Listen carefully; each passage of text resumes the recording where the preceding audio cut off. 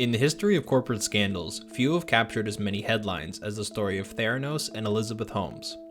Holmes was just 19 when she dropped out of Stanford in 2003 and used the rest of her college funds to launch a blood testing startup called Theranos. Theranos claimed its proprietary mini-lab called Edison could run diagnostics using just a pinprick of blood, at a much lower cost than anything else on the market, while also detecting medical conditions like cancer and high cholesterol. While raising funds in 2009, Holmes received a massive loan from her alleged co-conspirator, former software executive Sunny Balwani. The two would go on to have a clandestine relationship while they were running the company.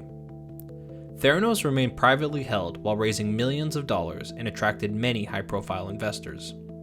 By 2014, Holmes' company had raised more than $400 million and had an estimated valuation of nearly $10 billion.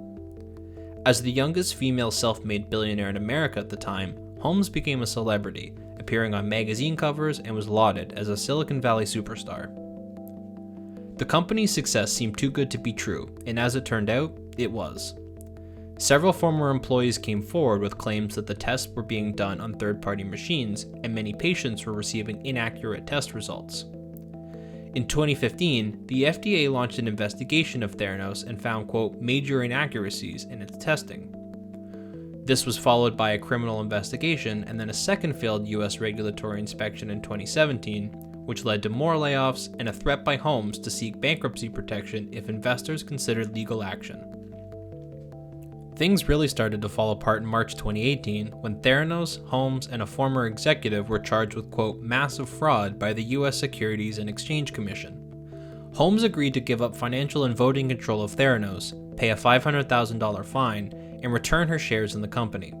She was also barred from being a director or officer of a publicly traded company for 10 years. The final liquidation of the company in September 2018 made any equity investments worthless, with investor losses estimated at $700 million. Holmes' trial is scheduled to begin in March 2021, with federal prosecutors alleging she and former President Ramesh Balwani bilked investors out of hundreds of millions of dollars while deceiving doctors and patients about their testing methodologies and results.